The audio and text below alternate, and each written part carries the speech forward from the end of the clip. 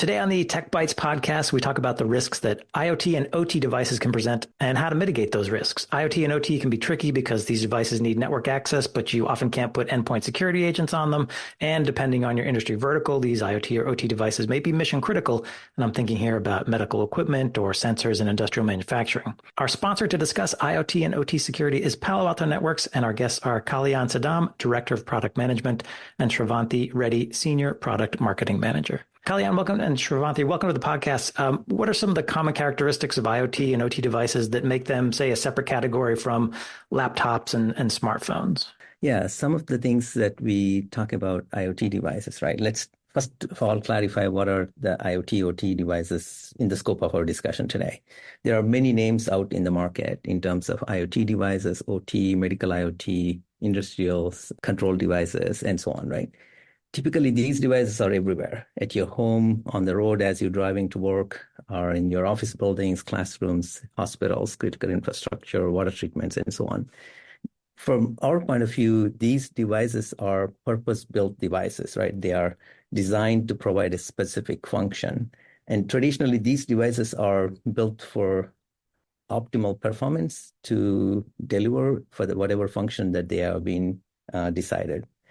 They have really long shelf life. Oftentimes, they are shipped with vulnerabilities, and because of their long shelf life, they often get more vulnerable over their lifespan, right? Mm-hmm. Traditional security controls typically cannot apply for these devices because they are resource constrained because of memory or footprint and so on. That's basically some of the landscape in terms of IoT, OT devices. I also think a lot of IoT devices are not managed. Like we often think of edge devices as laptops or smartphones, and you can put, mobile device managers on those or desktop management on those. But one way to think of IoT is all the devices you can't manage with the normal tools. Is that one way to look at it? Absolutely. Yeah, that's, again, also is one of the reasons why these devices tend to have very difficult managing them from a security point of view. Yes. Hmm. So let's talk about the risks that IoT or OT devices introduce to an organization. I'm thinking if there's a security camera trained on a loading dock outside, how much of a risk is that really to my network? Well, it's one thing in terms of that security camera, and if you're losing access to that footage or somebody else is watching your security footage. But then there's a totally different problem when you think about this security camera becoming the doorway into your network. Malicious actors have shown time and time again where they are able to use these weak security posture IoT, OT devices to breach into enterprise networks, right? We have seen cases like, fish tank thermometer in a Las Vegas casino was used to breach into the casino network, steal the high roller database, and actually took the database out through the phishing or fish tank thermostat into the internet. That's essentially, as you can see, IoT, OT devices can pose totally different type of risk from any organization point of view. Fish tank is a vulnerability. I think that's brilliant. I'll make sure when I turn to my hacking career so that I keep that in mind. Start with the fish tanks. So I guess the point is there that these devices, again, as you mentioned earlier, because they're running software, that software could have vulnerabilities. Maybe it hasn't been updated. Someone can exploit those vulnerabilities, and then they use that essentially as an entryway into your network. Absolutely. And another problem is also that malicious actors could lurk inside these IoT, OT devices, stay there for an extended period of time, and avoid any type of detection. If you think about a traditional endpoint, you would have agents running on them that can scan the storage devices or the memory to see if there's anything malicious going on or what type of registries or locations or file locations are being accessed within the device, right? As far as the IoT, OT devices, because you cannot install these agent softwares, endpoint security software, you cannot detect anything that may already been present on those devices. You need to kind of watch it and take a totally different type of approach to try and secure these devices. And how does the customers, their vertical or their industry impact the risk of IoT devices? When it comes to IoT, OT devices, right, if you think about it, most of these malicious actors are looking at these devices as a weak entry points into the network. It all boils down to what is the motivation for these malicious actors, right? If depending on the customer's industry, let's say if you are a financial institution or a retail store, or if you are a hospital and the manufacturing plant, what type of motivation that's driving for a malicious actor to attack such an industry kind of influence it, right? And also the type of malware that we have seen also varies based on the type of vertical a lot of times, right? If you think about industrial control devices, one of the very well known and documented attack was a nuclear plant attack, where malicious actors were able to get in and basically able to change the dimensions of the uranium enrichment plant so that on the surface, everything looks okay. But then when it comes to the product that actually got produced, it wasn't enriched enough and such, right? Again, the fish tank example, for example, I quoted earlier, if the motivation was to actually steal data, then it's a different thing, right? So the approaches that you would want to take when it comes to actually thinking about security kind of varies quite a bit as well. So I think we probably want to have a separate podcast for how we go about securing each of these industry verticals and how Palo Alto Networks IoT OT security solutions are tuned to basically able to identify these threats for any of the verticals that each of these organizations may be in. Yeah, I think this is a topic that would really deserve a deep dive. And Shravanthi, I think you've got some examples, some real world examples of attacks that have occurred exploiting IoT and OT devices, yes?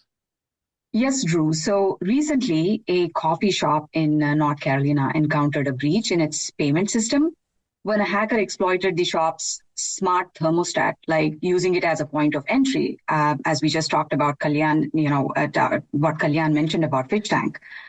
Another major furniture retail giant recently, they became a target of ransomware attack. Again, that's disrupting their entire operations across multiple countries. Now, these are all targeted against the company's IoT-powered platforms, and these were utilized for managing the smart home products.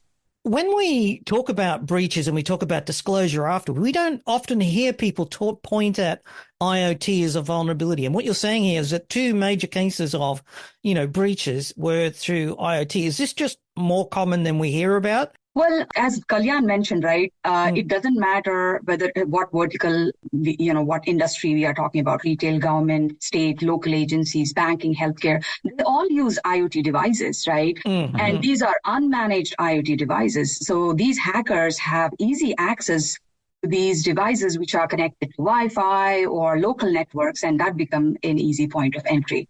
I'd like to share a use case from one of our, customer stories in Turkey. So these folks are number one homewares providers. They have 400 stores across Turkey. They have 2,000 IoT devices like scanners, cameras, etc. These lack visibility and control, right? And it was getting difficult for them to manage them on, efficiently on a day-to-day basis. Now, they were looking for a unified, cybersecurity platform approach that needed it's modern, it's integrated, and they can safeguard their expanding digital and physical environments as they were, expanding their businesses. Now, along with Palo Alto Networks' next-gen firewalls, right, the solution also included our Zero Trust Enterprise IoT security, which allowed them to discover, assess every device, segment them, and apply least privilege accesses, right, so that they could secure all these future innovations that they were coming up with. I'll end by saying, talking about one more customers of ours who are public sector implemented our enterprise IoT security, emphasizing the importance of, continuous monitoring and, regular updates to these unmanaged IoT devices and system. They also took a proactive and a holistic approach to IoT security, which means, doing things like training the employees about what these devices are. So I just want to end by saying that, both these customer use cases, there has been a significant enhancement in the cybersecurity posture after implementing a robust IoT security. Yeah, so I think we've got a very good sense for what the risks are. Can we drill in a little bit more into what people can actually do to mitigate these risks? Yeah, so in terms of how customers can think about going about mitigating or securing these IoT, OT devices, let's look at, right? We talked about briefly at the beginning that, if you are a traditional endpoint device, you can add an agent and then go about securing them that way and observe maybe going on maliciously.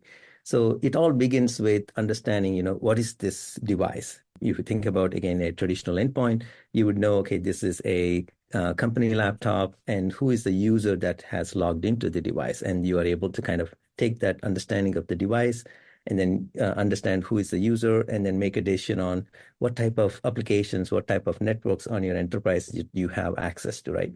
So if you would draw parallels to that for IoT, OT devices, typically there is really no endpoint agent that you can install on these devices. So let's look at what other options we have. So you would want to identify these devices, right? Traditionally, they're in the market. Signature-based identification came in, but then they are very difficult to scale because there's so many new devices coming into the market all the time. And then let's say we have that solved. Then you would go about taking that device identity and start to think about where you want to place this on the network in terms of which segment of the network you want to place it, and then use that as a basis to control the level of access or what other devices that you may have on the device on the same network, and make a decision in terms of level of security that you would have.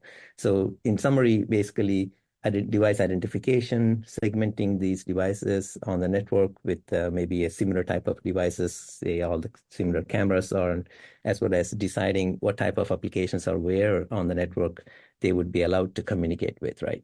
That's how generally the different approaches exist for securing these IoT, OT devices. And what's the role of zero trust here? That's a great question.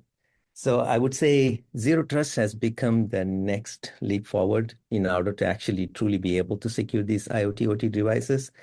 When you think about zero trust for IoT or OT devices, you would want to identify right from the beginning in terms of, is this a authorized device, or what is the device that we are allowing? You want to have an understanding of, okay, given I know this device is a camera or a scanner or an X-ray machine in a medical facility, or a PLC control and industrial controls network, you want to have an understanding in terms of what are the trusted or allowed behaviors that you want to permit on your network, right? And then you would start to not only identify and allow these behaviors that you would trust, but then you will also want to have a ongoing monitoring to make sure that that device, once it is permitted on the network and it's allowed to use certain applications, it's actually doing what it is supposed to, right? Got it. Okay. So it sounds like I'm hearing first the device identification, then segmenting the network, and third, using zero trust to add that extra layer of security. So how is Palo Alto Networks differentiating itself in these capabilities? That's a great question. So today, the solutions out there in the market are primarily visibility only or alert only solutions, right? They would require constant signature updates to discover any additional new devices coming into the market. They do not offer any native security enforcement, or forget about prevention, right? They don't have any such enforcement capabilities, period. And they often requires complex integrations with other infrastructures, whether it is security infrastructure or networking infrastructure, to orchestrate onboarding and as well as segmentation type of use cases, right? To improve the overall security posture of these devices. They also require single-purpose sensors being deployed all over the network, not only initial deployment, also ongoing management of it. So now if we were to contrast that with Palo Alto Networks, zero trust IoT, OT security solutions that we have, we offer both visibility and security natively in one single platform. Our solution uses a machine learning-based auto discovery, classification of these devices, down to their make and model, and even using our DPI and app ID capabilities, we are able to identify applications and the transactions that are running down to their software versions of the devices and such. We use that device identity and the knowledge about the device and the software running and the versions of them. We're able to offer passive risk assessment in terms of known vulnerabilities that we are able to identify, weak security postures in terms of potentially having default passwords still there, manufactured default passwords that never got changed. That essentially provides kind of an easy way into the net devices and such. And we use that device identification and as a crowdsourced knowledge as a way to identify and establish what is normal, right? Essentially, for a given camera or a given X-ray machine or a given PLC controller or a historian in an industrial network, our solution understands what is normal for them. We use that as a basis to provide policy recommendations for our customers so that you don't have to come up with those zero trust policies yourself. Because if you think about it, even some of the manufacturers of these devices do not have such information that they would be able to share. So we offer that type of recommendations so customers can take that and then orchestrate a posture where you would only allow the trusted behaviors, right? And finally, because we are a firewall platform itself, we are offering the solution on our firewall platform, whether it is virtual, hardware, or containerized, or in the cloud, you are able to leverage all the other security inspections and intrusion prevention technologies that we have within the platform as well, right?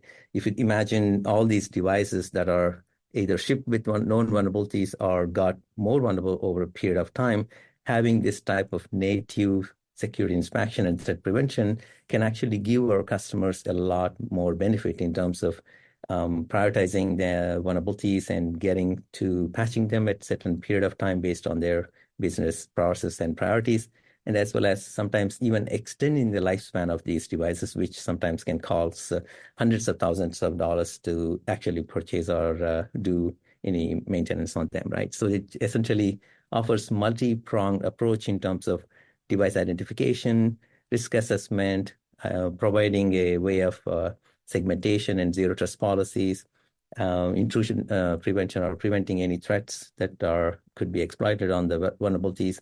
And finally, we also have a way to kind of operationalize this, right? If you think about every enterprise has many existing technology stacks in terms of third-party systems, you would want to kind of make those solutions IoT and OT aware because they are traditionally blind to those solutions.